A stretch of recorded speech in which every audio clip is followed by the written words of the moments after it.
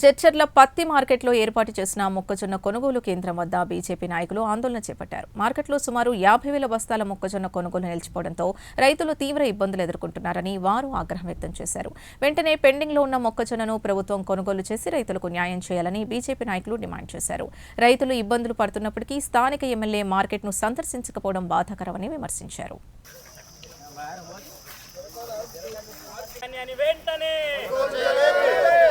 మొక్కజొన్న ధాన్యాన్ని వెంటనే ఎమ్మెల్యే ఎన్ని బస్తాలు ఉన్నాయి సుమారుగా? ఇప్పుడు ఇంకా 35,000 బస్తాలు నింపినాయి. నింపండి ఇంకొక 20,000 ఉంటాయి. 20,000 వాళ్ళు ఉంటాయి కదా. రైతులు ఇంకా గవర్నమెంట్ రైతులకు అన్యాయం చేస్తున్న గవర్నమెంట్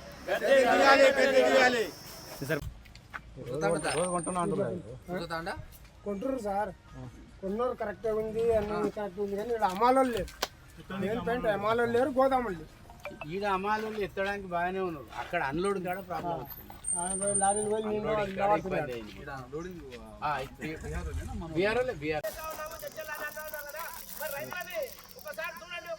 కొనాలి ప్రభుత్వము మొక్కజొన్నని వెంటనే సందర్శించాలి. ఎమ్మెల్యే మొక్కజొన్న కేంద్రాన్ని వెంటనే సందర్శించాలి. ఎమ్మెల్యే నిద్ర లేవాలి. ఎమ్మెల్యే వెంటనే. అవును, ఎన్ని రోజులే? ఇక్కడ 25 రోజుల నుంచి ఉంది సార్. ఎమ్మెల్యే వచ్చిండా?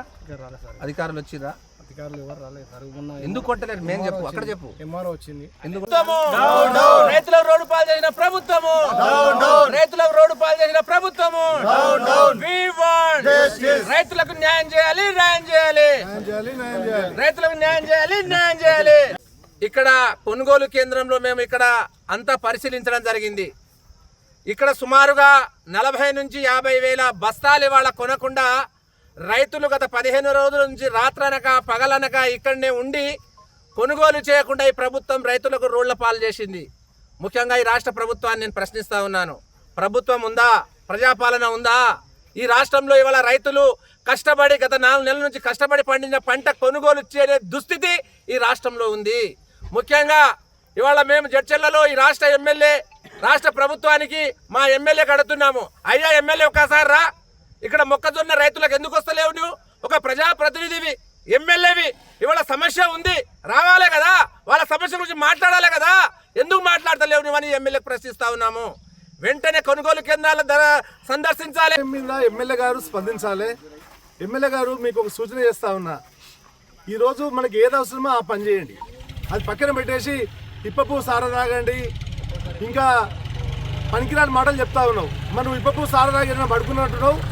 నేను వచ్చి లేపుతాం మేము. ఇలా కళ్ళు తెచ్చి చూసుకో, జడ్చర్లలో ఏం జరుగుతూ ఉంది, రైతులు ఏ పరిస్థితిలో ఉన్నారు, ఇలా కోసం మళ్ళీ ఎవరికి చెప్పాలని మాకు అర్థం కాని పరిస్థితిలో ఉంది.